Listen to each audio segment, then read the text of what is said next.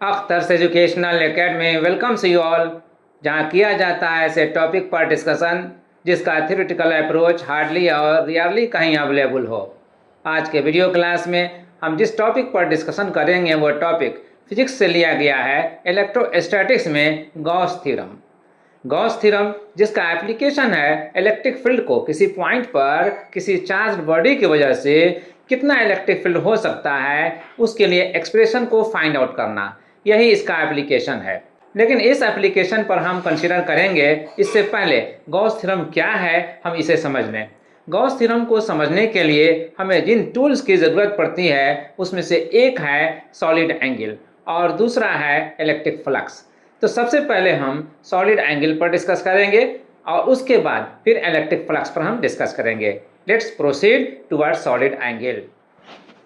Solid angle, solid angle जिसे हिंदी में ठोस कोण कहा जाता है, इसे डिफाइन किया जाता है इस तरह से।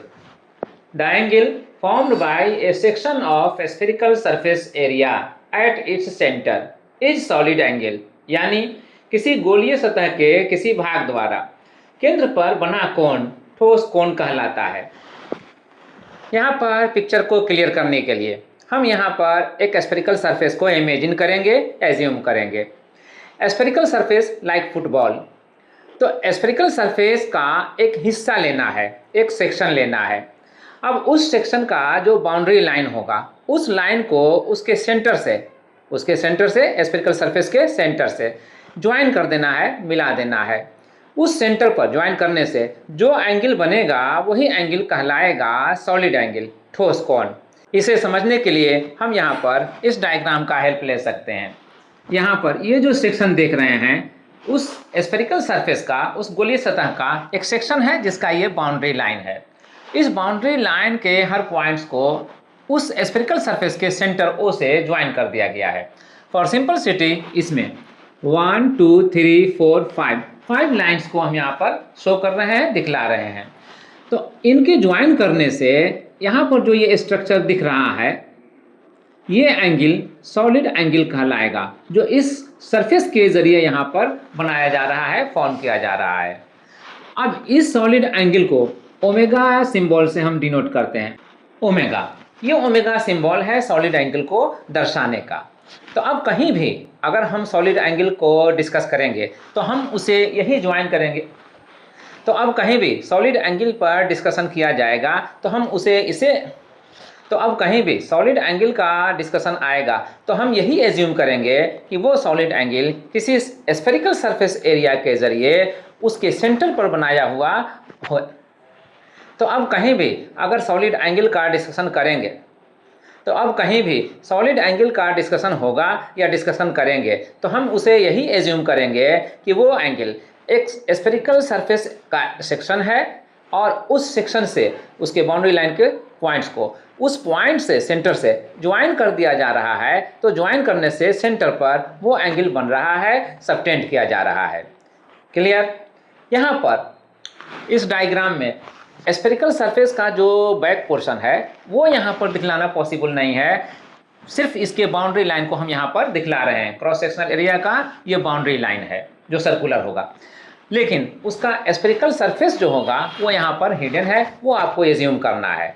फॉर सिंपलिसिटी आप एक लेमो को ले सकते हैं और लेमो को जो स्फेरिकल एज्यूम करते हैं, देखते हैं वो स्फेरिकल शेप का है। तो उस लेमो का जो सरफेस एरिया है उसमें से कुछ हिस्सा आप कट कर लीजिए। कट करने से जो सेक्शन हमें मिलेगा उसका क्रॉस सेक्शनल एरिया सर्कुलर होगा। उसी सर्कुलर सेक्शन का जो सरकमफ्रेंस है, बाउंड्री लाइन है, उसको हम ज्वाइन करेंगे सेंटर से। सेंटर से ज्वाइन करने के बाद सेंटर पर वो जो एंगल बनाता हुआ, सबटेंड करता हुआ दिखेगा वही एंगल हम सपोज करेंगे सॉलिड एंगल, जो उस सरफेस से बनाया जा रहा है जो सेक्शन हमने कट किया है। क्लियर? ये तो हुआ सॉलिड एंगल का कॉन्सेप्चुअल डिफिनीशन। सॉलिड एंगल का जो मैथमेटिकल डिफिनीशन है वो इस तरह से है कि जो सरफेस एरिया हम ले रहे हैं वो सरफेस एरिया को डिवाइड करेंगे उस स्फेरिकल सरफेस के रेडियस के स्क्वायर से। यानी सॉलिड एंगल को मैथमेटिकली हम इस तरह से डिफाइन करते हैं। सॉलिड एंगल यानी ठोस कोण, ओमेगा, इसे हम ओमेगा से सिंबलाइज कर रहे हैं, इसका संकेत हम ओमेगा दे रहे हैं। तो ओमेगा बराबर हो रहा है सरफेस एरिया यानी पृष्ठ क्षेत्रफल डिवाइडेड बाय रेडियस यानी त्रिज्या का स्क्वायर। सरफेस एरिया जो स्फेरिकल सरफेस का हम सेक्शन ले रहे हैं उस सेक्शन का सरफेस एरिया लेना है। अब उस एरिया को डिवाइड करना है उस स्फेरिकल सरफेस का रेडियस जो होता है उसके स्क्वायर से। वही रेडियस उस सेक्शन का भी सरफेस के लिए रेडियस होगा, तो उसी रेडियस के स्क्वायर से हम यहाँ डिवाइड कर रहे हैं। अगर वो सरफेस एरिया हम ए ले रहे हैं तो ए को हम यहाँ पर लिखेंगे और उसके बाद इस ए को डिवाइड करेंगे। इसका रेडियस जो यहाँ पर शो कर रहे हैं स्मॉल आर से वो आर लेंगे, तो R square A by R square ये हो जाएगा सॉलिड एंगल का मैथमेटिकल फॉर्म। क्लियर? अब इस सॉलिड एंगल का जो ये मैथमेटिकल फॉर्म हम देख रहे हैं इस फॉर्म को हम यूनिट देंगे और यूनिट देने के बाद फिर हम आगे बढ़ेंगे। एसआई यूनिट यानी एसआई मात्रक जो दिया जाता है सॉलिड एंगल के लिए वह स्टेरेडियन दिया जाता है। तो हम यहाँ पर लिखेंगे स्टेरेडियन को इन शॉर्ट हम एस आर से शो करते हैं, एस आर। तो ये एस आर पढ़ा जाएगा स्टेरेडियन। सॉलिड एंगल का एसआई यूनिट लिया जाएगा स्टेरेडियन और उसे हम इसे इस तरह से शो करेंगे। अब इसके बाद हम आगे बढ़ें इससे पहले हम एक केस को एज्यूम करते हैं और केस है ये, अगर वो सेक्शन जो स्फेरिकल सरफेस का है वो सेक्शन यहाँ पर जो देख रहे हैं इस पोजीशन में नहीं है। यहाँ पर क्या देख रहे हैं, यहाँ पर हम जो एज्यूम कर रहे हैं वो एग्जैक्टली ये सेक्शन जो है वो इस रेडियस पर परपेंडिकुलर है। यहाँ पर क्रॉस सेक्शनल एरिया हम ले रहे हैं। अगर ऐसा सिचुएशन नहीं है बल्कि वो कुछ इंक्लाइंड है, झुका हुआ है, जैसे ऐसे रहना चाहिए इस रेडियस के ऊपर, अगर ऐसे हैं तो ऐसे रहना चाहिए, ऐसे नहीं हो बल्कि ऐसे हो या फिर ऐसे हो, इंक्लाइंड हो, तो उस केस में यहाँ पर जो एंगल बनेगा वो मैथमेटिकली इससे अब डिफाइन नहीं होगा बल्कि इसका केस कुछ इस तरह से होगा। पहले हम इसमें वो सिचुएशन को यहाँ पर डायग्राम में शो करते हैं और उसके बाद फिर हम डिस्कस करते हैं। ये सिचुएशन सपोज करना है, इस सेक्शन को जो क्रॉस सेक्शनल एरिया हम देख रहे हैं इस सेक्शन को अपने इस पोजीशन से इस पोजीशन में देखना है। अब इस पोजीशन में देखना है, सपोज करना है, तो इस पोजीशन को इसके एक्चुअल पोजीशन से इंक्लाइंड पोजीशन हम कह सकते हैं। ये इंक्लिनेशन, ये झुकाव कितना होगा हम यहाँ पर इसे समझने के लिए यहाँ पर भी डायमेट्रिकली यहाँ पर ज्वाइन कर देते हैं और फिर इस पॉइंट को जो शिफ्ट करके अब यहाँ पर पहुँचा है इससे इसको ज्वाइन कर देते हैं और तब हम देखते हैं कि न्यू पोजीशन में जो डायमेट्रिकल लाइन है वो अपने एक्चुअल पोजीशन से कितना एंगल फॉर्म कर रहा है, कितना एंगल बना रहा है। इस तरह से जो हम यहाँ देख रहे हैं ये एक्चुअल पोजीशन को शो कर रहा है। ये vertical line cross sectional area का एक्चुअल पोजीशन को शो कर रहा है। और ठीक इस क्रॉस सेक्शनल एरिया को जब हम यहाँ से इस पॉइंट के अबाउट में शिफ्ट करते हैं, झुकाते हैं, तो अपना ये पोजीशन अब न्यू पोजीशन यहाँ ले लेता है और अब इस पोजीशन से इस पोजीशन को मिला रहे हैं। तो अब ये जो लाइन था अब वो ये लाइन हो गया है। तो ये डायमेट्रिकल लाइन अब इस लाइन से कितना इंक्लाइंड है उसे हम इस एंगल से समझ सकते हैं। ये एंगल मान लीजिए थीटा है, ये एंगल थीटा है। तो अब इस पोजीशन में ये जो क्रॉस सेक्शनल एरिया रहेगा, अब ये क्रॉस सेक्शनल एरिया इस पॉइंट ओ पर कितना एंगल बनाएगा, सॉलिड एंगल। अब वो सॉलिड एंगल तो नहीं रहेगा जो इस पोजीशन में रहते हुए यहाँ पर फॉर्म हो रहा था, तो अब कितना बनाएगा। इसे समझने के लिए हम ये जो लाइन है डायमेट्रिकल लाइन, इसका लेंथ को हम उतना न्यूमेरिकल वैल्यू दे रहे हैं जितना हमने इसके सरफेस एरिया को सपोज किया था। और वो एरिया क्या सपोज किया था, ए, यह ए। तो अब इस ए का एक्चुअल पोजीशन अब ये है, तो अब यह ए हो गया।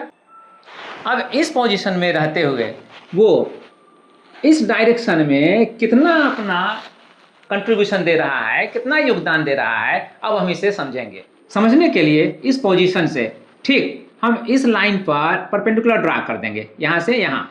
जैसे ये लाइन हमने परपेंडिकुलर ड्रा कर दिया, इस एक्चुअल पोजीशन वर्टिकल पोजीशन पर हमने इसको परपेंडिकुलर ड्रा कर दिया। परपेंडिकुलर ड्रा करने से अब ये जो राइट एंगल ट्रायंगल देख रहे हैं, इस राइट एंगल ट्रायंगल में इस एंगल के पॉइंट ऑफ व्यू से यह बेस हो गया। ये बेस ही इस लाइन का जो न्यू पोजीशन में ये डायमेट्रिकल लाइन है, इस लाइन का ये कंपोनेंट होगा। कंपोनेंट मतलब कंट्रीब्यूशन होगा। अब इसका वैल्यू को फाइंड आउट करने के लिए हम इस राइट एंगल ट्रायंगल में कंसीडर करेंगे और इस राइट एंगल ट्रायंगल में जिसमें इस एंगल के लिए यह बेस हो रहा है और यह हाइपोटेन्यूज हो रहा है। ट्रिगोनोमेट्री को हम इम्प्लीमेंट करेंगे। ट्रिगोनोमेट्री को इम्प्लीमेंट करने पर ये जो भी वैल्यू होगा हम इसको मान लेते हैं ए डैश। तो यह ए डैश इस बेस के लिए हम लेंगे और यह ए जो होगा इसका एरिया होगा इस पोजीशन में, और यह यहाँ से यहाँ तक ए डैश होगा।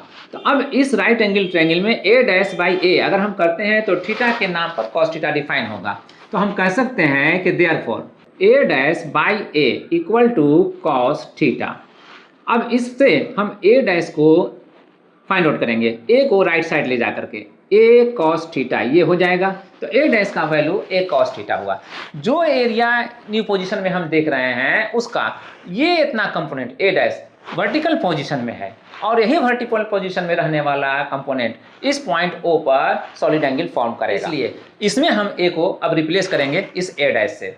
तो ए डैश से रिप्लेस करने पर हमें मिलेगा solid angle omega equal to A dash by R square, इससे मिलेगा हमें। अब ए डैश को हम रिप्लेस करेंगे A cos theta by R square ये होगा। तो ये सॉलिड एंगल होगा। इस पोजीशन में जो एरिया ए है वो इस पॉइंट ओ पर जो सॉलिड एंगल सबटेंड कर सकता है, फॉर्म कर सकता है, बना सकता है, वो एंगल ये होगा A cos theta by R square. अब इसी को हम इन जनरल सॉलिड एंगल के लिए याद रखेंगे। ये सॉलिड एंगल के लिए जनरल फॉर्मूला हो गया, solid angle equal to A cos theta by R square in general हो गया। अब यहाँ पर थीटा को हम अलग अलग वैल्यू दे करके हम सपोज कर सकते हैं और जो एंगल सॉलिड एंगल फॉर्म हो सकता है उसको हम समझ सकते हैं। फॉर एग्जाम्पल अगर एंगल थीटा 0 डिग्री ले लें, स्पेशल केस में 0 डिग्री। 0 डिग्री लेने का मतलब ये हुआ कि ये जो हम न्यू पोजीशन देख रहे हैं वो ये पोजीशन आएगा ही नहीं, अपना इसी पोजीशन में था रहेगा। तो इस पोजीशन में रहते हुए यहाँ पर जो सॉलिड एंगल बन सकता है वो होगा कॉस 0 डिग्री लेकर के ए बाई आर स्क्वायर को मल्टीप्लाई करेंगे। तो कॉस 0 का वैल्यू 1 होता है, 1 को हम ए बाई आर स्क्वायर से मल्टीप्लाई करेंगे और पाएंगे ए बाई आर स्क्वायर, जो कि यहाँ पर बेसिकली डिफाइन हो रहा है A by R square. Solid angle के लिए यही फॉर्मूला यहाँ पर हमने डिफाइन किया था। तो यहाँ पर इस केस से ये केस हमें मिल रहा है। एक और केस को हम लेते हैं, सपोज कर लीजिए थीटा 90 डिग्री लेते हैं। थीटा 90 डिग्री लेने का मतलब ये हुआ कि ये जो हम न्यू पोजीशन देख रहे हैं ऐसे इंक्लाइंड, वो ऐसे नहीं रहे, बिल्कुल जब ऐसे था तो ऐसे से ऐसे हो जाए, इस पोजीशन में आ जाए। इस पोजीशन में आने पर एंगल कितना बनेगा 90 डिग्री। तो 90 डिग्री का जब वैल्यू हम लेंगे यहाँ पर तो cos 90 डिग्री का वैल्यू होता है 0। cos 90 डिग्री का वैल्यू 0, तो उसी 0 से ए बाई आर स्क्वायर को हम मल्टीप्लाई करेंगे और रिजल्ट पाएंगे 0। तो इसका मतलब ये हुआ कि जो सॉलिड एंगल बनेगा इसके इस पोजीशन से इस पोजीशन में आने पर वो सॉलिड एंगल इस पॉइंट पर जो बनेगा वो कुछ नहीं बनेगा, 0 बनेगा। यस, तो हमें ये देखना होता है कि इंक्लिनेशन क्या है, झुकाव का कोण क्या है। जितना एंगल लेंगे उतना एंगल का वैल्यू कॉस के फॉर्म पर हम देंगे और उसके बाद ए बाई आर स्क्वायर से मल्टीप्लाई करेंगे। क्लियर हो गया। अब यहाँ पर सॉलिड एंगल को क्लियर करने के बाद हम प्रोसीड करते हैं इलेक्ट्रिक फ्लक्स की तरफ। इलेक्ट्रिक फ्लक्स जिसे हिंदी में विद्युत फ्लक्स कहा जाता है। इलेक्ट्रिक फ्लक्स को हम सिंबलाइज करते हैं फाई ई से। ई स्टैंड करता है इलेक्ट्रिक फील्ड के लिए। अब इसे डिफाइन करते हैं, the electric field passing through a surface area is electric flux, यानी किसी सतह से गुजरने वाला विद्युत क्षेत्र को विद्युत फ्लक्स कहा जाता है। अब ये हुआ in general concept, electric flux का जनरल कॉन्सेप्ट ये हुआ। मैथमेटिकली हम इलेक्ट्रिक फ्लक्स को डिफाइन करते हैं इलेक्ट्रिक फील्ड और जिस सरफेस एरिया से वो पास कर रहा है उस सरफेस एरिया के डॉट प्रोडक्ट से। डॉट प्रोडक्ट यानी इस तरह से लिखते हैं electric flux phi E equal to vector E dot vector A, मतलब ई ए कॉस थीटा। ये हुआ स्केलर फॉर्म और ये हुआ स्केलर प्रोडक्ट। डॉट प्रोडक्ट का दूसरा नाम स्केलर प्रोडक्ट। इस तरह से इलेक्ट्रिक फ्लक्स को हम डिफाइन करते हैं और इसी मैथमेटिकल फॉर्म से हम इलेक्ट्रिक फ्लक्स के एसआई यूनिट को डिराइव करेंगे, ऑब्टेन करेंगे।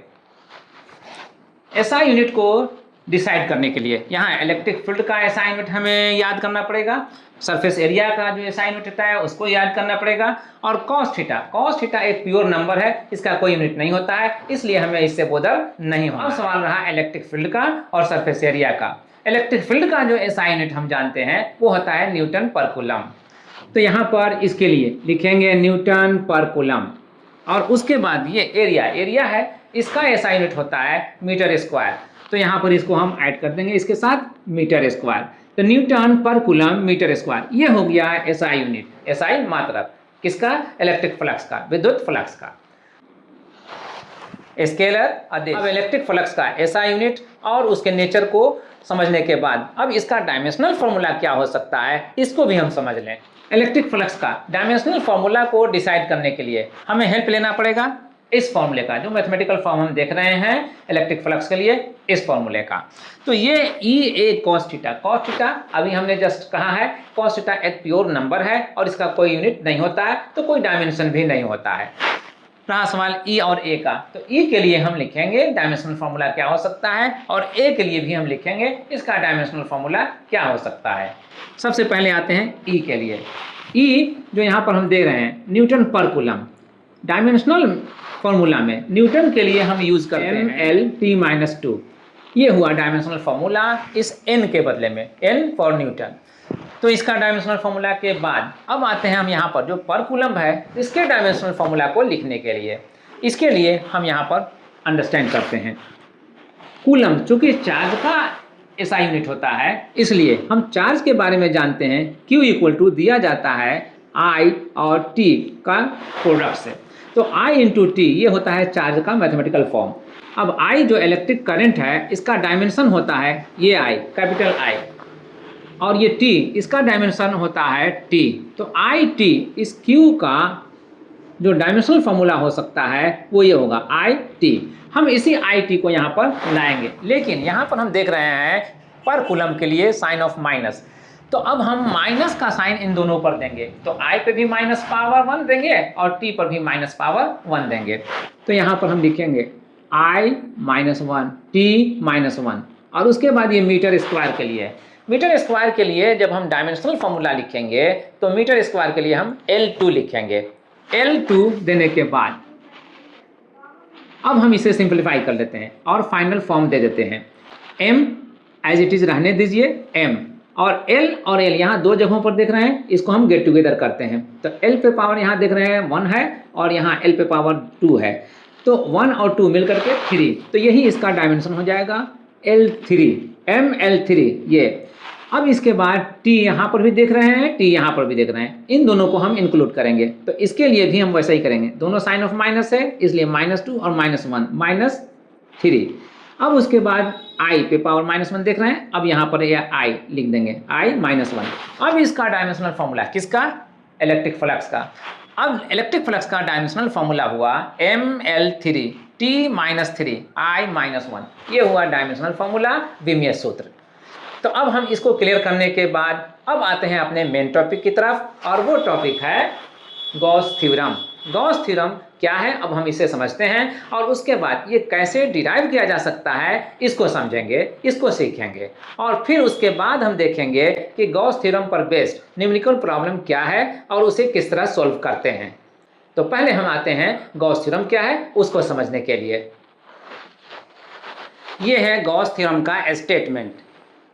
गॉस थ्योरम कहता है total electric flux passing through a closed surface also known as Gaussian surface is equal to 1/ε0 times the net charge inside it। यानी किसी बंद सतह से, जिसे गॉसीय सतह भी कहा जाता है, गुजरने वाला कुल विद्युत फ्लक्स उसमें उपस्थित कुल विद्युत आवेश का 1/ε0 गुना होता है। मैथमेटिकल फॉर्म इसका होगा, ये है मैथमेटिकल फॉर्म गॉस थ्योरम का, ये मैथमेटिकल फॉर्म है phi E equal to 1/ε0 times Q, यानी 1/ε0 गुना Q। ε0 क्या है? ε0 होता है एयर या वैक्यूम का इलेक्ट्रिक परमिटिविटी, उसको हम विद्युत परावैद्युतता भी कहते हैं। तो ये ε0 वही है। Q जो है इनक्लोज सरफेस में, यानी कि जो बंद सतह है उसमें कितना चार्ज है उसको इंडिकेट कर रहा है Q। अब इसे समझने के लिए हम इस डायग्राम का हेल्प ले सकते हैं। इस डायग्राम में जो यहाँ पर देख रहे हैं ये बंद सतह है। अब इस बंद सतह को हम S से इंडिकेट करें, तो यही S गॉसियन सरफेस हो गया, इनक्लोजर हो गया। Enclosure means enclose surface. तो यह एस के अंदर जो चार्ज प्रेजेंट है, अवेलेबल है, वो चार्ज क्यू है। तो ये क्यू जो है यहाँ पर, हम यहाँ पर सपोज कर रहे हैं, जहाँ पर भी रहेगा वहाँ पर से इलेक्ट्रिक फील्ड लाइन्स आउट होगा, इमर्ज करेगा, अगर ये पॉजिटिव चार्ज है तो। और यहाँ पर हम पॉजिटिव चार्ज ही एज्यूम कर रहे हैं। तो यहाँ से इलेक्ट्रिक फील्ड लाइन्स जो हम देख रहे हैं इमर्ज करता हुआ, ये इस तरह से ऑल राउंड। तो अब इस पूरे सरफेस से होकर के कितना इलेक्ट्रिक फील्ड लाइन्स पास करेगा, यानी कि कितना इलेक्ट्रिक फील्ड पास करेगा, जो पास करेगा वही इलेक्ट्रिक फ्लक्स कहलाएगा, यानी विद्युत फ्लक्स कहलाएगा। तो वही विद्युत फ्लक्स का मैथमेटिकल फॉर्म ये है। अब हमें इसे साबित करना है। इसे किस तरह से प्रूव किया जाएगा, हमें अब ये सीखना है। इसके लिए हम यहाँ पर कुछ चेंज करेंगे, डायग्राम में कुछ चेंज करेंगे। गॉसियन सरफेस यानी गॉसीय सतह। तो इस गॉसियन सरफेस पे, इस सतह पर हम एक स्मॉल साइज का एरिया ले रहे हैं और उस एरिया को हम डेल्टा ए से इंडिकेट कर रहे हैं। तो इस पॉइंट पर हम उस एरिया का डायरेक्शन शो कर रहे हैं। ये डायरेक्शन ठीक इस स्मॉल साइज एरिया पर परपेंडिकुलर होगा और इसलिए हम इसे इस तरफ जाते हुआ देख रहे हैं। इस डायग्राम में हम इस लाइन से, इस एरो से हम इंडिकेट कर रहे हैं डेल्टा ए को। इसी पॉइंट पर, इस पॉइंट चार्ज से क्यू से जो इलेक्ट्रिक फील्ड लाइंस पास करेगा, उसमें से एक इलेक्ट्रिक फील्ड लाइंस को हम यहाँ पर दिखला रहे हैं। तो यहाँ पर जो इलेक्ट्रिक फील्ड जा रहा है, पास कर रहा है, वो इस लाइन के अलोंग जा रहा है। अब ये इलेक्ट्रिक फील्ड जो इस रेडियली यहाँ से पास आउट हो रहा है, ये मान लीजिए सरफेस का, जो ये सरफेस है उसका रेडियस हो गया आर। तो इस सरफेस का रेडियस आर लेने के बाद ये जो हम इलेक्ट्रिक फील्ड दिखला रहे हैं इस लाइन से, और ये जो स्मॉल साइज का हम एरिया ले रहे हैं डेल्टा ए से, इन दोनों के बीच का ये एंगल हम देख रहे हैं और इसको हम सपोज करेंगे थीटा। तो ये थीटा एंगल यहाँ पर मेंशन करने के बाद अब हम यहाँ से प्रोसीड करते हैं टूवर्ड्स डिराइव दिस रिजल्ट, यानी कि हम इस रिजल्ट को पाने के लिए हम अब यहाँ से बढ़ते हैं। यहाँ इस सरफेस एरिया से, जो हम स्मॉल साइज सरफेस एरिया ले रहे हैं, इस सरफेस एरिया से इस इनक्लोजर के अंदर जो चार्ज है, प्रेजेंट है, उस चार्ज का इलेक्ट्रिक फील्ड जो पास आउट होगा इस सरफेस एरिया से, वो अपना एक फ्लक्स लेकर के पास आउट होगा। तो उसका फ्लक्स कितना होगा, बाय डिफिनीशन हम इसे यहाँ पर मेंशन करेंगे और उसके बाद फिर हम इसे एक्सटेंड करेंगे इस पूरे सरफेस के लिए। इस पूरे सरफेस पे ऐसा ही ऐसा स्मॉल साइज एरिया ले करके हम देखेंगे कि वहाँ से कितना इलेक्ट्रिक फ्लक्स पास आउट हो रहा है, यानी इलेक्ट्रिक फील्ड वहाँ से कितना पास आउट हो रहा है। तो जो इलेक्ट्रिक फील्ड पास आउट होगा वही इलेक्ट्रिक फील्ड और एरिया का प्रोडक्ट होगा इलेक्ट्रिक फ्लक्स। और इस तरह से हम जितना भी इसमें स्मॉल साइज एरिया लेंगे, सबसे पास करता हुआ इलेक्ट्रिक फ्लक्स को हम कंसीडर करें। टोटल इलेक्ट्रिक फ्लक्स को अंडरस्टैंड करने के लिए, फाइंड आउट करने के लिए हम ये जो छोटे छोटे एरिया से इलेक्ट्रिक फ्लक्स पास आउट हो रहा है उन सबों को ऐड करेंगे। तो पहले हम यहाँ पर देखते हैं कि इस स्मॉल साइज एरिया से होकर के कितना इलेक्ट्रिक फ्लक्स पास आउट हो रहा है। ये है वो इलेक्ट्रिक फ्लक्स जो हम इस स्मॉल साइज एरिया से पास करता हुआ फाइंड आउट करना चाहते हैं। एरिया चाहे जैसा भी हो, इलेक्ट्रिक फ्लक्स जो उस एरिया से पास करता है वो दिया जाता है इलेक्ट्रिक फील्ड और उस एरिया के डॉट प्रोडक्ट से। तो डॉट प्रोडक्ट का स्केलर फॉर्म यही है, E times delta A cos theta. Theta E और डेल्टा ए के बीच का एंगल है। तो अब यहाँ पर हम देखेंगे कि जो E है इलेक्ट्रिक फील्ड, इस चार्ज Q की वजह से यहाँ पर कितना फॉर्म हो रहा है, कितना बन रहा होगा। कूलम्ब्स लॉ से, कूलम के नियम से जो इलेक्ट्रिक फील्ड हो सकता है वो दिया जाएगा K times Q by R square. Q जो ये चार्ज है और R जो इस चार्ज से इस पॉइंट का डिस्टेंस है, ये R हम ले रहे हैं उसी डिस्टेंस के लिए। तो हम इस E को, यहाँ इस E को रिप्लेस करेंगे K times Q by R square से, K times Q by R square. अब हम इसको जो रिप्लेस किया है E को इस एक्सप्रेशन से यहाँ पर एज रीजन मेंशन करते हैं, देते हैं E equal to K times Q by R square. अब यहाँ पर आते हैं वंस अगेन, K को हम रिप्लेस करते हैं फॉर एयर या वैक्यूम के लिए, हम इसे रिप्लेस करते हैं 1/4 पाई एप्सिलॉन नॉट से। K को रिप्लेस करने पर 1/4 पाई एप्सिलॉन नॉट से रिप्लेस करने पर अब हम पाते हैं 1/4 pi epsilon naught times Q by R square delta A cos theta. इन सबों में अब हम यहाँ पर जो 1/4 पाई एप्सिलॉन नॉट है इसे हम एज कांस्टेंट सेपरेट रखते हैं। और उसके बाद Q by R square delta A cos theta में भी जो क्यू है, ये क्यू इस इनक्लोजर के लिए जो चार्ज अंदर में है वो कांस्टेंट है। अब हम इसे चेंज करता हुआ नहीं समझते हैं, इसलिए Q जो चेंज नहीं कर रहा है एज कांस्टेंट हम इसके साथ इंक्लूड करते हैं और फिर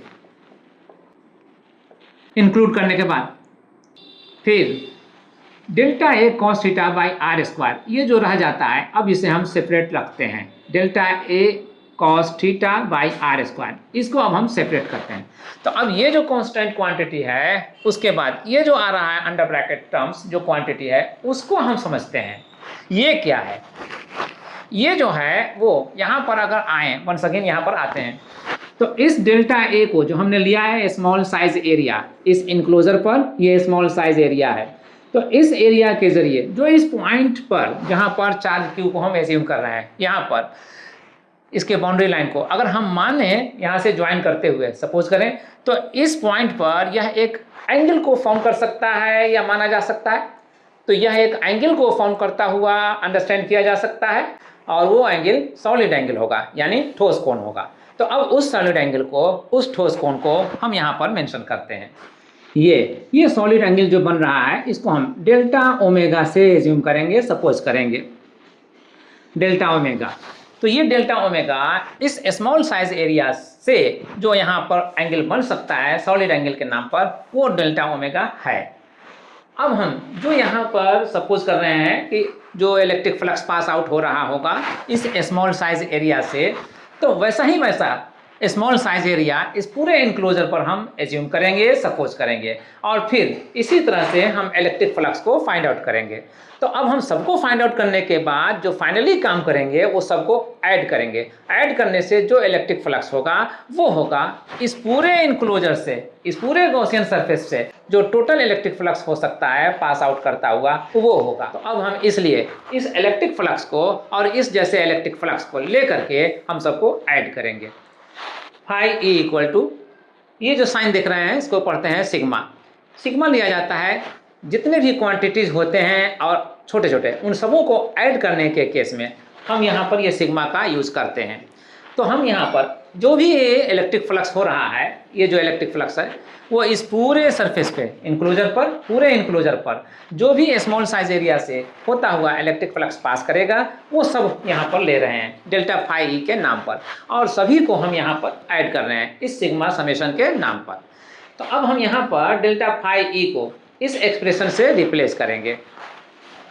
इस तरह से डेल्टा फाई ई को यहाँ पर जो एक्सप्रेशन देख रहे हैं इससे रिप्लेस करते हैं। अब यहाँ पर जो वेरिएबल क्वांटिटी है इसमें हम उस पर कंसीडर करते हैं 1/4 pi epsilon naught times Q, ये टोटल कांस्टेंट क्वांटिटी है। ये कांस्टेंट क्वांटिटी इस पूरे इनक्लोजर सरफेस पे जहाँ जहाँ भी हम स्मॉल डेल्टा ए लेंगे सबके लिए ये आएगा, और सबके लिए आएगा तो जब हम सभी को इलेक्ट्रिक फ्लक्स के नाम पर हम ऐड करेंगे तो उसमें ये कांस्टेंट कॉमन होगा।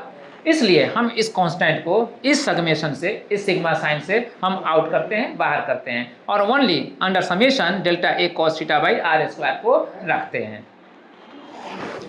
इस क्वांटिटी को जिसे हम कांस्टेंट कह रहे हैं एज कॉमन फैक्टर, हम इसे आउट करते हैं और अंडर समेशन जो यहाँ पर जो सेकेंड टर्म देख रहे हैं अंडर ब्रैकेट, इसको हम रखते हैं।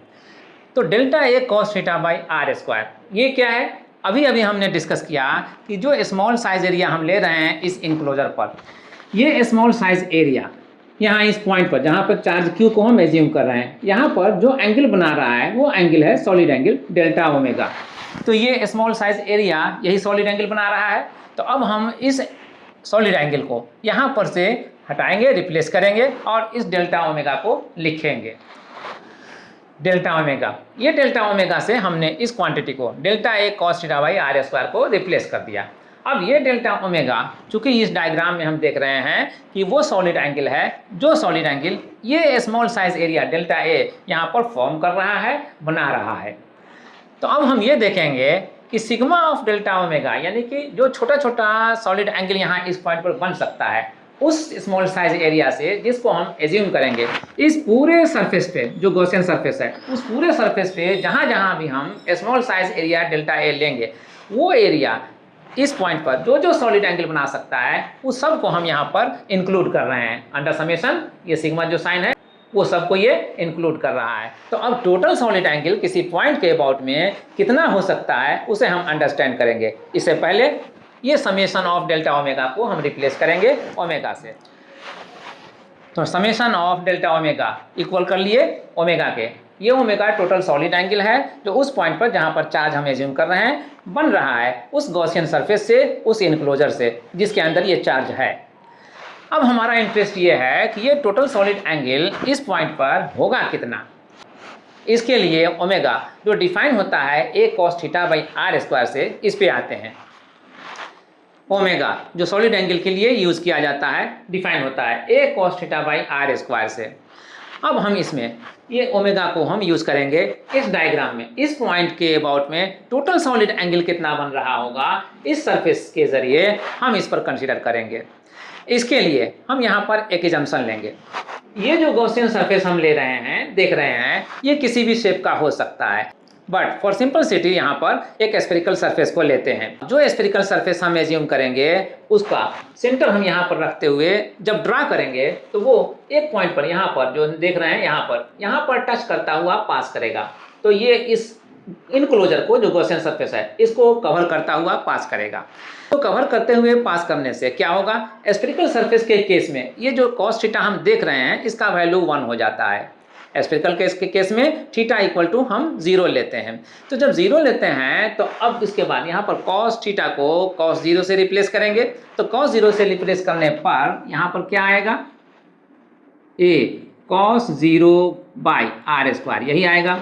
और cos 0 का वैल्यू होता है 1, तो 1 होता है अगर, तो अब हम यहाँ पर लिखेंगे a बाई आर स्क्वायर ये होगा। अब a बाई आर स्क्वायर यहाँ पर देख रहे हैं। तो अब सरफेस एरिया जो स्फेरिकल शेप का होता है, जो गोलीय सतह का होता है, वो टोटल सरफेस एरिया कितना होता है 4 पाई आर स्क्वायर। तो अगर 4 पाई आर स्क्वायर होता है तो a को हम रिप्लेस करेंगे 4 पाई आर स्क्वायर से। a को रिप्लेस किया 4 पाई आर स्क्वायर से, तो इस केस में आर स्क्वायर और ये आर स्क्वायर कैंसिल हो जाएगा और रहेगा हमारे पास 4 पाई। ये हम रिजल्ट पाएंगे। तो ये जो 4 पाई आ रहा है वही माना जाएगा इस पॉइंट पर जो स्फेरिकल सरफेस का सेंटर है। इस पॉइंट पर टोटल सॉलिड एंगल जो फॉर्म होगा बनेगा वो यही होगा 4 पाई, और यूनिट क्या होगा स्टेरेडियन, 4 पाई स्टेरेडियन। अब इसी को एक और एग्जाम्पल से भी हम जस्टिफाई कर सकते हैं, और इस एग्जाम्पल में हम लेंगे प्रैक्टिकली एक लेमो लेंगे। लेमो जिसको हम स्फेरिकल शेप का मानते हैं कि बहुत हद तक वो स्फेरिकल शेप में रहता है। उस लेमो को लेने के बाद उसको 2 हिस्सों में इक्वली डिवाइड कर देंगे। तो हर हिस्सा एक हेमीस्फीयर होगा यानी अर्धगोला होगा, जैसे यहाँ पर हम ड्रा कर रहे हैं। जिस लेमो को हम एज एग्जाम्पल ले रहे हैं सॉलिड एंगल को समझने के लिए, उसका स्फेरिकल शेप हम यहाँ पर लेंगे। इस तरह से इस सरफेस को हम इक्वली 2 हिस्सों में डिवाइड कर रहे हैं, और डिवाइड करने वाला ये डिवाइडर शेप है, डिवाइडर फेस है ये। तो इसका ये ऊपर का एक हिस्सा हेमीस्फीयर होगा और नीचे का एक हिस्सा हेमीस्फीयर होगा। दोनों में से एक को पहले हम ऊपर को लेते हैं और इसको हम अलग करते हैं। फॉर सिंपलिसिटी हम डैश लाइन में जो लाइन डार्क था उसे हम डैश लाइन में कन्वर्ट कर दिए, चेंज कर दिए। अब ये सरफेस जो हेमीस्फेरिकल है ये इस सेंटर पर कितना सॉलिड एंगल फॉर्म कर रहा है, अब उसको हम अंडरस्टैंड करने की कोशिश करते हैं।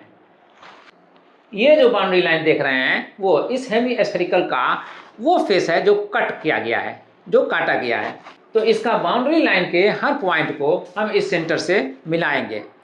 अब मिलाने के बाद जैसे इस तरह से मिला दिया, तो अब यहाँ पर इस पॉइंट पर ये जो भी लाइन सेगमेंट है इस पॉइंट से सेंटर से ज्वाइन करने वाला, ये सब मिलकर के यहाँ पर कितना एंगल बना रहा है इसको समझने के लिए हम यहाँ देखेंगे कि ये जो शेप है बाउंड्री लाइन का वो किस शेप का है। तो जब हम लेमो को काटते हैं तो जो कटिंग फेस आता है वो कैसा होता है, वो स्फेरिकल होता है या सर्कुलर होता है, यानी गोलीय होता है या वृत्ताकार होता है, सर्कुलर होता है। तो इसके माने ये होता है कि यहाँ जो सेंटर बनेगा वो सर्कुलर शेप का सेंटर बनेगा। अब इस सेंटर पर ये जो सर्कुलर शेप है, सर्कुलर फेस है, यहाँ पर कितना एंगल बना रहा होगा टोटल। हम जानते हैं कि एक प्लेन में जो टोटल एंगल बनता है किसी पॉइंट के अबाउट में, किसी बिंदु के गिर्द, वो होता है 360 डिग्री, और रेडियन में 2 पाई रेडियन। तो यहाँ पर जो एंगल बन रहा है, यहाँ पर टोटल एंगल जो बनेगा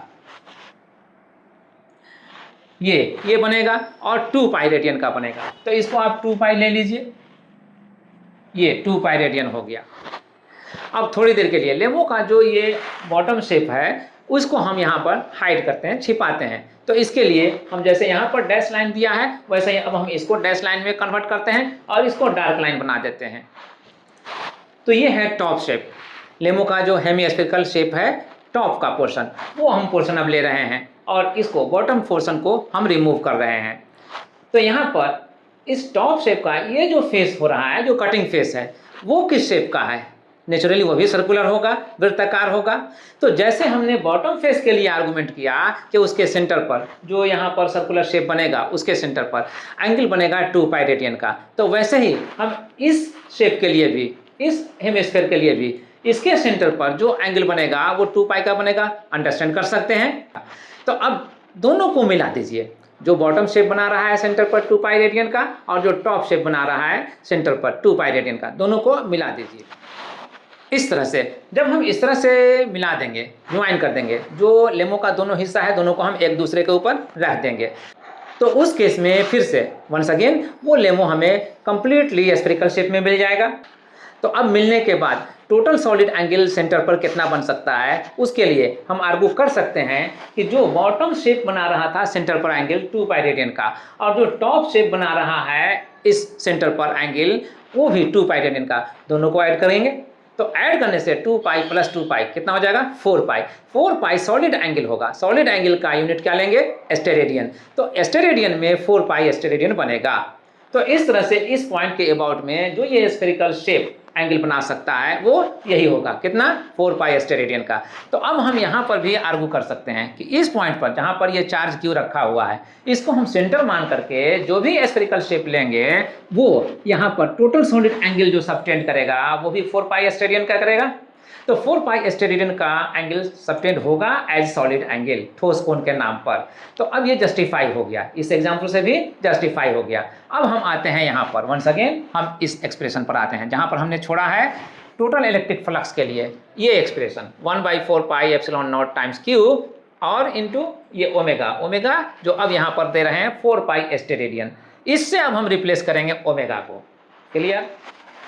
ओमेगा को इस टोटल एंगल 4 पाई स्टेरेडियन से रिप्लेस करने पर हम पाते हैं 1/4 pi epsilon naught times Q into 4 पाई। क्लियरली सिंप्लीफिकेशन में ये 4 पाई इस 4 पाई से कैंसिल हो जा रहा है। आफ्टर कैंसिलेशन हमें क्या रिजल्ट मिलता है? आफ्टर कैंसिलेशन जो रिजल्ट मिलता है वो है 1/एप्सिलॉन नॉट टाइम्स क्यू। 1/एप्सिलॉन नॉट टाइम्स क्यू ये वही फॉर्म है जो यहाँ पर हम देख रहे हैं, मैथमेटिकल फॉर्म गॉस थ्योरम का। गॉस थ्योरम का ये मैथमेटिकल फॉर्म है और इसी को हम डिराइव करने चले थे और यही रिजल्ट यहाँ पर ऑब्टेन हुआ, मिला। तो अब ये हम लिखेंगे यहाँ पर प्रूव्ड। इस तरह से गॉस थ्योरम का आइडिया हमने डेवलप कर लिया। अब इस पर बेस्ड एक न्यूमेरिकल प्रॉब्लम लेते हैं वर्कआउट करने के लिए। ये है वो न्यूमेरिकल प्रॉब्लम जिसे हम एज एग्जाम्पल वर्कआउट करने के लिए ले रहे हैं। प्रॉब्लम है A point charge plus 10 microcoulomb is 5 cm distance directly above the center of a square of side 10 cm as shown in the figure given. What is the magnitude of the electric flux through the square? यानी किसी वर्ग से जिसकी भुजा 10 centimetre है, ठीक 5 centimetre ऊपर, 5 centimetre ऊपर एक बिंदु आवेश प्लस 10 माइक्रोकूलम्ब है जैसा कि चित्र में दिया है। वर्ग से होकर गुजरने वाला कुल विद्युत फ्लक्स को ज्ञात करें। इस प्रॉब्लम को वर्कआउट करेंगे और समझने के लिए हम इस डायग्राम का हेल्प लेंगे। ये डायग्राम हम थोड़ी देर के लिए सपोज करेंगे ये स्क्वायर शेप में है। स्क्वायर शेप में इसलिए इसका हर साइड 10 सेंटीमीटर है, जो अकॉर्डिंग टू क्वेश्चन यहाँ पर दिया है स्क्वायर ऑफ साइड 10 सेंटीमीटर। तो ये 10 सेंटीमीटर है, ये भी 10 सेंटीमीटर, ये भी और ये भी 10 सेंटीमीटर है। ठीक इस स्क्वायर से 5 सेंटीमीटर एबव यानी 5 सेंटीमीटर ऊपर, तो यहाँ से हम यहाँ तक 5 सेंटीमीटर सपोज कर लेंगे। ये जो डिस्टेंस हम देख रहे हैं ये 5 सेंटीमीटर हम सपोज कर लेंगे। तो 5 सेंटीमीटर ऊपर ये पॉइंट चार्ज है Q 10 माइक्रोकूलम का, 10 माइक्रोकूलम का। इस चार्ज की वजह से इस स्क्वायर से होकर कितना फ्लक्स पास आउट हो सकता है, हो रहा है ये हमें फाइंड आउट करना है। किस तरह फाइंड आउट करेंगे, इसके लिए हम यूज़ करेंगे गॉस थ्योरम को, जिसे जस्ट अभी अभी हमने डिस्कस किया है। यहाँ पर गॉस थ्योरम को अप्लाई करने के लिए हमें गॉसियन सरफेस की ज़रूरत पड़ेगी। गॉसियन सरफेस जो इस चार्ज को इनक्लोज करे, बंद करे। इसके लिए हम इस स्क्वायर को ही मान करके, बेस मान करके एक क्यूबिकल शेप का स्ट्रक्चर यहाँ पर ड्रा करेंगे। वह क्यूबिकल शेप ही इनक्लोजर होगा, गॉसियन सरफेस होगा। तो पहले हम इस गॉसियन सरफेस को क्यूबिकल शेप में ड्रा करते हैं। ये हुआ क्यूबिकल शेप जो कंस्ट्रक्ट किया, ड्रा किया। इसी क्यूबिकल शेप में हम इस पॉइंट चार्ज क्यू को इनक्लोज्ड मानेंगे, सपोज करेंगे। अब इस क्यू की वजह से, इस क्यूबिकल शेप से, क्यूबिकल फेस से होकर के कुल कितना इलेक्ट्रिक फ्लक्स पास आउट होगा, निकलेगा, हम अकॉर्डिंग टू गॉस थ्योरम इसे बता सकते हैं। अकॉर्डिंग टू गॉस थ्योरम जितना भी इनक्लोज्ड चार्ज होता है उसका 1/ε0 टाइम्स होता है इलेक्ट्रिक फ्लक्स जो उस इनक्लोजर से पास करता है। तो अब यहाँ पर चार्ज कितना है, Q 10 माइक्रोकूलम। तो 10 माइक्रोकूलम को हम मल्टीप्लाई करेंगे 1/ε0 टाइम से, ठीक है। तो अब हम इसी कॉन्सेप्ट से प्रोसीड करते हैं।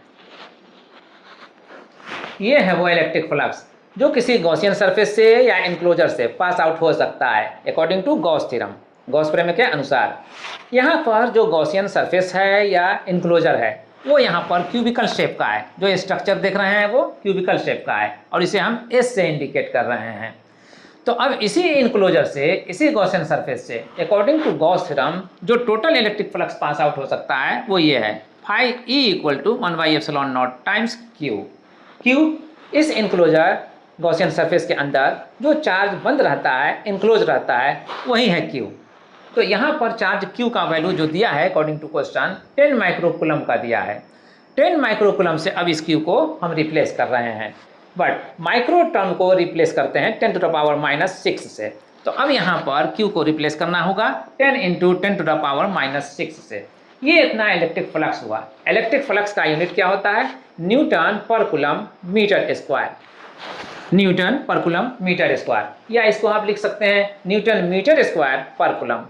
बहरहाल अब हम यहाँ से आगे बढ़ते हैं। जो इलेक्ट्रिक फ्लक्स हम दिखला रहे हैं, टोटल इलेक्ट्रिक फ्लक्स जो पास आउट हो रहा होगा इस गॉसियन सरफेस से, वो हम देखें यहाँ पर कि इस गॉसियन सरफेस में क्यूबिकल शेप है। चूँकि क्यूबिकल शेप है इसलिए इस गॉसियन सरफेस में टोटल सरफेस कितने हैं, टोटल फेस कितना है। किसी भी क्यूबिकल शेप का जो टोटल फेस होता है, टोटल नंबर ऑफ फेस या सरफेस, वो कितना होता है, 6 होता है। जिसमें हम आप काउंट कर सकते हैं, एक फेस इस साइड का, ठीक इसका अपोजिट में दूसरा फेस ये, एक फेस बॉटम, ठीक इसका अपोजिट दूसरा ये। तो एक ये, एक ये, एक ये, एक ये, कुल कितना हो गया, 4। अब उसके बाद देखिए एक फेस जो हम यहाँ पर देख रहे हैं फ्रंट ये, और ठीक इसका अपोजिट यहाँ पर जो देख रहे हैं डैश लाइन से ये, तो एक और एक 2 ये हो गया। तो 4 वो और 2 ये, तो 4 + 2 6 हो गया। तो 6 फेस होते हैं क्यूबिकल शेप में। इसलिए जो भी इलेक्ट्रिक फ्लक्स यहाँ पर हम दिखला रहे हैं, कैलकुलेट कर रहे हैं, वो ऑल द 6 फेसेस से होकर के पास करेगा, सभी 6 सतहों से पास करेगा। तो अब हम यहाँ पर आर्ग्यू करेंगे, चूंकि 6 फेस से होकर के पास करने वाला टोटल इलेक्ट्रिक फ्लक्स ये है, इसलिए एक फेस से, इस गॉसियन सरफेस के एक फेस से कितना इलेक्ट्रिक फ्लक्स पास आउट होगा ये हम निकाल सकते हैं, phi E/6। चूंकि हम यहाँ देख रहे हैं जो क्यूबिकल शेप हमारा इनक्लोजर है, गॉसियन सरफेस है, तो इस गॉसियन सरफेस में 6 फेस होते हैं, 6 स्क्वायर होते हैं। तो 6 स्क्वायर से पास करने वाला ये इलेक्ट्रिक फ्लक्स phi E होगा। तो 6 फेस से, 6 स्क्वायर से पास करने वाला अगर इलेक्ट्रिक फ्लक्स ये है phi E, तो एक स्क्वायर से, एक फेस से होकर पास करने वाला इलेक्ट्रिक फ्लक्स कितना होगा, ये हम फाइंड आउट कर रहे हैं phi E/6 करके। तो phi E/6 से हमें एक फेस से, एक स्क्वायर से निकलने वाला इलेक्ट्रिक फ्लक्स मिल जाएगा। अब यहाँ पर हम phi E का वैल्यू पुटअप करेंगे जो यहाँ पर देख रहे हैं उसको। इसके लिए हम यहाँ पर से इस पोर्शन को रिमूव करते हैं, इरेज करते हैं। यहाँ पर phi E का वैल्यू हम पुटअप करते हैं। यहाँ जो वैल्यू देख रहे हैं phi E का 1/ε0 टाइम्स 10 × 10⁻⁻6, ये वैल्यू हम यहाँ पर पुटअप करते हैं। और इसलिए पुटअप करने पर जो वैल्यू हम यहाँ पर लिख रहे हैं वो वही है 10 × 10⁻⁻6/ε0। हाँ, यहाँ जो 6 है, ये जो 6 देख रहे हैं ये 6, इसको हमने यहाँ पर मेंशन किया है। तो अब एक फेज से जो रिक्वायर्ड इलेक्ट्रिक फ्लक्स है वो कितना होगा, इसे फाइंड आउट करने के लिए हम इसे सिंप्लीफाई करेंगे। सिंप्लीफाई करने में हम इस एप्सिलॉन नॉट का वैल्यू डायरेक्टली पुट करेंगे या फिर एक और हेल्प ले सकते हैं। 4 पाई से न्यूमरेटर और डिनोमिनेटर दोनों को हम मल्टीप्लाई कर दें। न्यूमरेटर और डिनोमिनेटर को मल्टीप्लाई करके जो आएगा 1/4 पाई एप्सिलॉन नॉट हो जाएगा। तो 1/4 पाई एप्सिलॉन नॉट का हम डायरेक्ट वैल्यू दे देंगे 9 × 10⁹ अब 9 × 10⁹ को जो ऊपर में हम 4 पाई लिखेंगे उससे मल्टीप्लाई करेंगे और मल्टीप्लाई करने के बाद फिर जो आएगा उसको हम 6 से डिवाइड करेंगे। Let's do. यहाँ पर जिस 4 पाई से हम मल्टीप्लाई करने की बात कर रहे थे, न्यूमरेटर और डिनोमिनेटर दोनों को यहाँ पर हमने मल्टीप्लाई कर दिया। तो न्यूमरेटर में 4 पाई इंटू लिखा, यहाँ 10⁻1 मानेंगे और यहाँ 10⁻⁻6 है, इसको भी सिंप्लीफाई कर दिया। 10⁻1 इंटू 10⁻⁻6 सिंप्लीफाई होने पर 10⁻⁻5 में आ गया। तो यहाँ पर 10⁻⁻5 लिख दिया। अब उसके बाद यहाँ एप्सिलॉन नॉट के साथ अब क्या हो गया 4 पाई एप्सिलॉन नॉट और यहाँ 6 जो था वो एज इट इज रह गया। अब हम डायरेक्टली इसको हम क्या कहेंगे 1/4 पाई एप्सिलॉन नॉट को 9 × 10⁻9 से रिप्लेस करेंगे। 1/4 पाई एप्सिलॉन नॉट का जो वैल्यू देना था 9 × 10⁻9 देना था, दे दिया। अब उसके बाद यहाँ 4 पाई देख रहे हैं, यहाँ 10⁻⁻5 देख रहे हैं, एज इट इज इसे लिख दिया। अब उसके बाद जो 6 था उसे भी एज इट इज रहने दिया। इन सिंप्लीफिकेशन अब हम यहाँ पर क्या करते हैं कि 9 और 6 में सिंप्लीफाई करने पर हम पाएंगे कि 3 3 जा 9 और 2 3 जा 6, ये कैंसिल हो सकता है, कैंसिल कर दिया। वंस अगेन 2 2 जा 4, ये भी 2 टाइम्स में कैंसिल हो सकता है, तो इसको भी कैंसिल कर दिया। अब यहाँ पर क्या मिलेगा 3 × 2 6 हो जाएगा, तो 6 × अब यहाँ पर पाई है तो पाई का वैल्यू लिखेंगे 3.14, ये लिखेंगे। और ये लेने के बाद अब हम क्या देंगे 10 टू द पावर, यहाँ 9 है और यहाँ 10 टू द पावर -5 है, कितना आ जाएगा 10 to the power 9 - 5 4। By simplification ये आया 10 टू द पावर 4। अब हम यहाँ पर सिंप्लीफाई करेंगे, 6 को 3.14 से जो पाई का वैल्यू है इससे मल्टीप्लाई करेंगे। 6 को 3.14 से मल्टीप्लाई करते हैं और पाते हैं 18.84 और यहाँ जो 10 टू द पावर 4 है इसको यहाँ पर ले लेते हैं 10 टू द पावर 4। तो अब हमें ये वैल्यू आया, इस वैल्यू को हम आंसर कर सकते हैं न्यूटन मीटर स्क्वायर पर कूलम करके या न्यूटन पर कूलम मीटर स्क्वायर करके। बट अगर स्टैंडर्ड फॉर्म में हम इसे लाना चाहें तो इसके लिए डेसिमल को 1 डिजिट लेफ्ट लाएंगे, इसके लिए हमें 10 से डिवाइड करना पड़ेगा। जब हम 10 से डिवाइड करेंगे तो इक्वलिटी मेंटेन करने के लिए 10 से मल्टीप्लाई भी करेंगे। तो जो मल्टीप्लाई करेंगे 10 से उस 10 को हम यहाँ पर इंक्लूड करेंगे 10 टू द पावर 4 में। तो 10 टू द पावर 4 इंटू 10 करेंगे 10 टू द पावर 5, ठीक है। तो 10 टू द पावर 5 ये हो जाएगा और इसको हम लिखेंगे 1.884 इंटू 10 टू द पावर 5। अब हम इसको फाइनली यूनिट के साथ आंसर करेंगे। ये रहा required electric flux. Required electric flux क्या था, उस स्क्वायर से जो गिवन है उस स्क्वायर से इस चार्ज Q की वजह से जो 10 माइक्रोकूलम है उसकी वजह से कितना इलेक्ट्रिक फ्लक्स पास करेगा हमें फाइंड आउट करना था। यही रिक्वायरमेंट था और यही हमने फाइंड आउट किया। क्या आया 1.9 इंटू 10 टू द पावर 5 और यूनिट ये है न्यूटन मीटर स्क्वायर पर कूलम। तो अब ये जो वैल्यू आया, अब ये 1.9 किस तरह से आया है इसको भी समझ लें। यहाँ जो 1.884 देख रहे हैं, डेसिमल के बाद सेकेंड डिजिट जो 8 है वो मोर देन 5 है, 5 से ज़्यादा है। तो जब हम इस डिजिट को हटाएंगे, रिमूव करेंगे, तो इसके पहले वाला जो 8 है उसको 1 से इंक्रीज करेंगे, बढ़ा देंगे। और इसीलिए ये 8 था तो बढ़ करके कितना हुआ 9। तो अब ये हो गया 1.9 इंटू 10 टू द पावर 5 और यूनिट हो गया न्यूटन मीटर स्क्वायर पर कूलम। इस तरह से हमने इलेक्ट्रिक फ्लक्स को जो रिक्वायर्ड था वो फाइंड आउट किया और इसी के साथ ये जो प्रॉब्लम हमारा था एज न्यूमेरिकल प्रॉब्लम ये हमने वर्कआउट किया। इसके साथ ही अब आज का क्लास को कंक्लूड करते हैं। आई होप आज का क्लास आपके लिए यूजफुल रहा होगा। अगर कहीं पर कोई कॉम्प्लिकेशन या कोई डाउट है तो फिर इसे प्लीज़ कमेंट बॉक्स में अपने कमेंट के ज़रिए शेयर कीजिए। आने वाले किसी न किसी वीडियो क्लास में जहाँ कहीं भी पॉसिबल होगा उसे रिमूव किया जाएगा, क्लियर किया जाएगा। तो अब हम इसके साथ ही आज के क्लास को कंक्लूड करते हैं। मिलते हैं फिर किसी वीडियो क्लास में, फिर किसी टॉपिक पर डिस्कशन करते हुए। Thank you.